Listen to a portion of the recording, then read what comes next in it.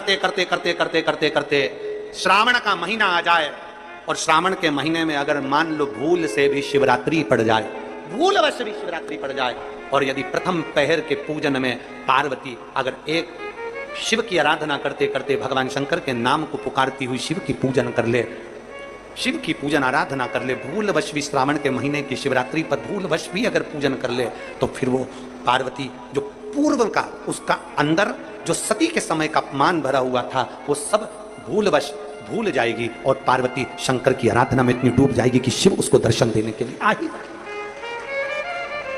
हमसे कई लोग पूछते हैं, महाराज जी आप ये पूजन कराते हो ऑनलाइन, इसमें 21 गेहूं के दाने बता देते हो, कहीं काली मिर्ची बता देते हो, कहीं काली तिल बता देते हो, लाल फूल बता देते हो, ये आप भगवान शंकर की पूजन में ये सब सामग्री बता देते हो, धतूरा बता देते हो, बेलपत्र की इतने नग चढ़ाना है, ये काम करना। एक एक चीज, एक एक शब्द पुराणों में से कहीं ना कहीं से उस कथा में से लिए गए हैं, उस कथा के अनुसार आपको वर्णित किया जाए।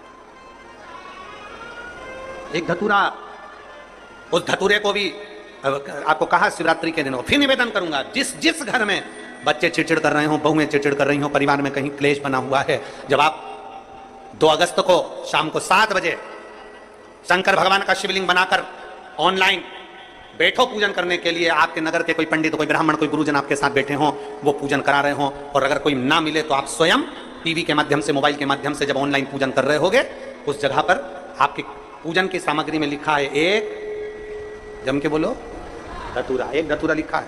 इस धतूरे के पीछे के भाग में, क्योंकि ये जो सोमवार से सोमवार तक का सावन आया है, ये 72 वर्ष के बाद आया, आपको कल कथा में कहा था। इसके पीछे के भाग में यदि पीला चंदन लगाकर, अग्र भाग में लाल चंदन लगाकर आप जिस समय पर पूजन करेंगे और धतूरा चढ़ाने का समय आए, उस समय पर जब 72 वर्ष के बाद आया, आपको कल कथा में कहा था।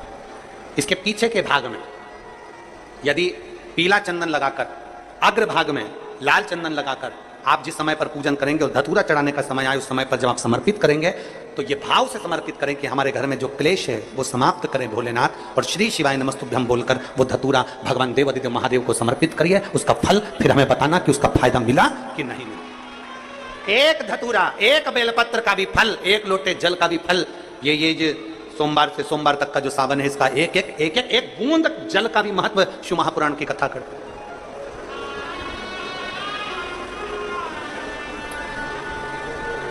किसी ने कल के पत्र में था कि गुरुजी हम जो शिवलिंग बनाएं घर में सब अलग अलग बनाएं या एक बना लें, तुम्हारी जैसी मर्जी।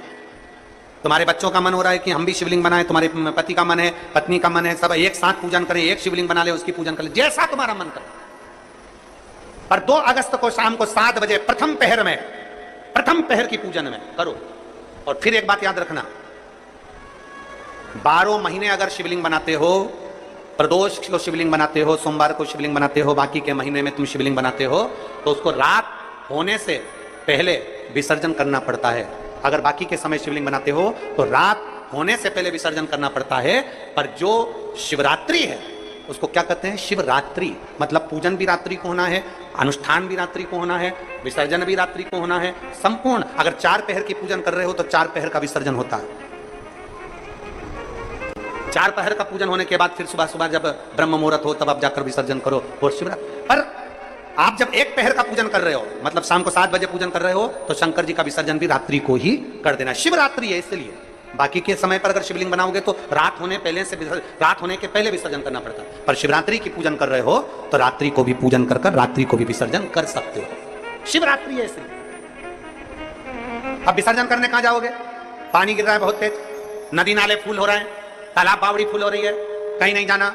अपने घर के बाहर एक बाल्टी में, एक तसले में पानी भर कर रखो और घर के बाहर शंकर भगवान को अपने सिर पर लेकर घर के बाहर निकलो, बड़े आनंद के साथ में, ढोल नगाड़े के साथ में, थाली बजाते हुए, घंटी बजाते हुए, हर हर महादेव बोलते हुए, बोल बम बोलते हुए शिव जी का विसर्जन। कहीं मत जाओ, घर के बाहर एक तसले में पानी भर लो, उसमें विसर्जन। जब वो पानी मिट्टी गल जाए तब किसी पेड़ में, किसी वृक्ष में उसको डाल दो। कहीं जाने की जरूरत। नदी नाले पानी के समय में फूल जाते हैं, बहुत पानी भरा रहता है, ध्यान रहे पता नहीं, मिट्टी चिकनी होती है, स्मरण। तो घर के बाहर, अपने घर के बाहर उसका विसर्जन। बहुत सारी दौलत नहीं है आपके पास में, इतना धन नहीं है आपके पास में, कोई वस्त्र, कोई आभूषण, कोई सामान नहीं दे सकते ना आप किसी को कुछ भी। शिव महापुराण की कथा कहती है कम से कम चेहरे की प्रसन्नता तो दीजिए, स्माइल तो दीजिए, थोड़ा सा मुस्कुराहट तो दीजिए। ये तो है ना अपने पास में,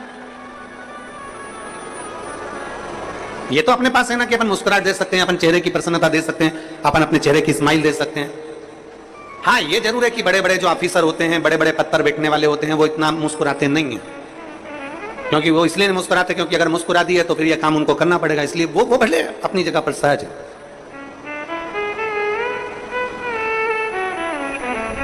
पर शिव कथा कर रही है, भगवान शंकर का संवाद कर रहा है, शिव महापुराण की कथा कर रही है, भगवान शंकर का चरित्र कर रहा है। आप कुछ नहीं दे सकते, प्रसन्नता दीजिए।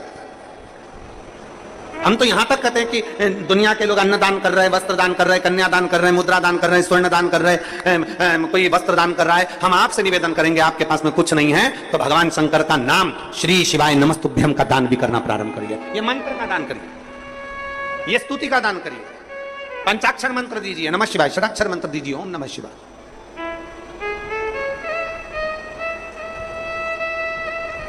आप में से कितने लोग हैं जो भगवान शंकर के मंदिर में जब जल चढ़ाने जाते हैं तो श्री शिवाय नमस्तुभ्यम अच्छी जम के गूंजते हैं?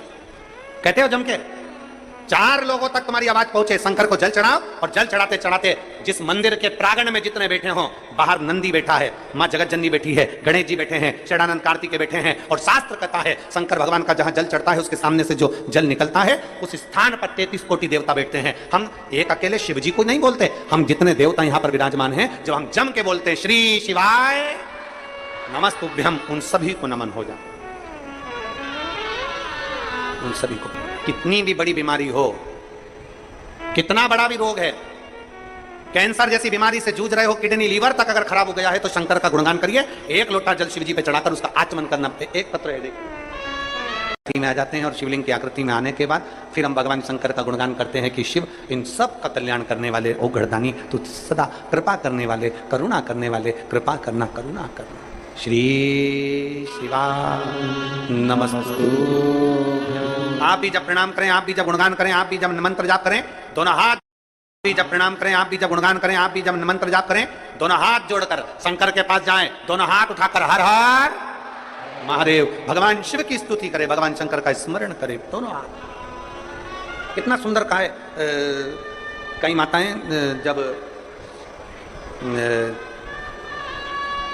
माताएं जब जल चढ़ाती हैं तो एक हाथ से तो जल चढ़ाती रहती है, दूसरे हाथ से भगवान को घसती रहती है। शिव महापुराण की कथा कहती है पहले जल चढ़ा लो, फिर थोड़ा सा घस लो दोनों हाथों से, फिर वापिस जल चढ़ा लो। दोनों हाथों का प्रयोग करिए, दोनों हाथों का प्रयोग करिए। जहां शंकर है वहां कैसा भी, कितना भी दुख आए, कितना भी कष्ट आए, कितनी भी तकलीफ आए, शिव उसको संभाल ले। जहां शिव नहीं है वहां फिर जीव धक्के बहुत खाता है। जहां शंकर नहीं है फिर जीव धक्के खाता।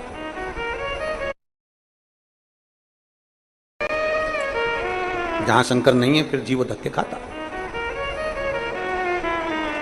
आपके घर में भले छोटा सा शिवलिंग हो, पत्थर का हो, पाषाण का हो, पीतल का हो, चांदी का हो, सोने का हो, लोहे का हो, कांच का हो, कैसा भी हो, हीरे का हो, मोती का हो, कैसा भी हो, पर अपने घर में पत्थर का, लकड़ी का, कैसा भी अपने घर में एक शिवलिंग होना जरूरी है। एक शंकर का शिवलिंग हमारे घर में होना जरूरी है। गला खींच रहा है, बहुत खींच के बोलना पड़ रहा है कथा को। हमारे घर में शंकर का एक शिवलिंग होना जरूरी है, बहुत जरूरी। वो किसी का भी हो, भले वो कैसा भी हो, भले वो नर्मदा जी के कंकर का हो, सीहोर के कंकर का हो, चाहे कैसा भी कुबेरेश्वर बाबा के कंकर का हो, पर शिवलिंग शिवलिंग घर में हो। कभी यह मत सोचना कि आप बहुत छोटे हो, कभी यह मत सोचना कि आप बहुत गरीब हो, कभी यह मत सोचना कि आप कुछ नहीं कर सकते, कभी यह मत सोचना कि आप बहुत छोटे हो, मेरी कोई कीमत ही नहीं है। जिसकी कोई कीमत नहीं होती, अगर वो शंकर पर 1 लोटा जल चढ़ाने लगे तो वो भी कीमत वाला हो जाता है। बस इतना निवेदन जरूर है। भगवान ने शरीर पूरा दिया है, भगवान ने शरीर पूरा दिया है तो राम राम भी पूरी करा करो। शरीर पूरा दिया है तो भजन भी पूरा किया करो। शरीर पूरा दिया है तो भक्ति भी पूरी किया करो। आदि भक्ति हमारे सनातन धर्म की पहचान नहीं है। आदि भक्ति हमारे सनातन धर्म की पहचान नहीं है। आधा राम राम हमारी सनातन धर्म की पहचान नहीं है। शरीर पूरा दिया, हाथ पूरे दिए, तो राम राम भी दोनों हाथ जोड़कर करना चाहिए। ये सनातन धर्म का नियम है, ये सनातन धर्म की पहचान है। एक हाथ से राम राम करना, एक हाथ से राम बोलना, या एक हाथ का प्रयोग भगवान की भक्ति में करना श्रेष्ठता नहीं है। एक हाथ का प्रयोग दूसरे धर्म में होता है, एक हाथ का प्रयोग दूसरे धर्म में होता है। हमारे सनातन धर्म में एक हाथ का प्रयोग नहीं होता, हमारे सनातन धर्म में 2 हाथ का प्रयोग होता है। राम राम साहब, प्रणाम करें एक हाथ से नहीं, हाथ जोड़कर करें। ये भारतीय सभ्यता, संस्कृति और मेरे भारत की निशानी है। एक हाथ से प्रणाम नहीं। तो वो धतूरा देखा है आप लोगों ने? जम के बोलो जरा, देखा है सबने? धतूरा, धतूरे में पीछे जो डंडी होती है वो थोड़ी सी मुड़ी होती है, हल्की सी मुड़ी होगी डंडी, हल्की सी मुड़ी हुई डंडी। जो प्रसंग आप और हम श्रवण कर रहे हैं वही प्रसंग यहां चल रहा है। ये धतूरा जैसे देखिए। अब ये धतूरा, धतूरे की जो डंडी है, ये डंडी एकदम सीधी नहीं रहती है। डंडी हमेशा, कोई भी धतूरा होगा, धतूरे की डंडी थोड़ी सी मुड़ी हुई होगी, थोड़ी सी मुड़ी रहती है। प्रत्येक धतूरे की डंडी मुड़ी रहती है। अब आप अपने बच्चों को समझा रहे हो, इसका क्रोध कम नहीं हो रहा, मैंने समझा दिया, ज्ञान दे दिया, पिताजी ने समझाया, दादा समझाया, दादी समझाई, अपने घर के संस्कार अच्छे हैं, अपने घर में कोई गुस्सा करने वाला नहीं है, अपने घर में सब प्रेम करने वाले हैं, सब आदर करने वाले हैं, सब सत्कार करने वाले हैं। उसके बाद भी अगर बच्चे क्रोध में डूबे हुए हैं तो ये इनके इस जन्म का नहीं है, ये उस जन्म का है। जैसे माता पार्वती जी, पार्वती जी छोटी सी अवस्था धारण करती है, 5 वर्ष की अवस्था में माता पार्वती जी आती हैं। हर थोड़े दिन में माता पार्वती जी को क्रोध आ जाता है, इतना तेज क्रोध आता है माता पार्वती, जो सामान हाथ में आया वो फेंक दे। इतना क्रोध मां का।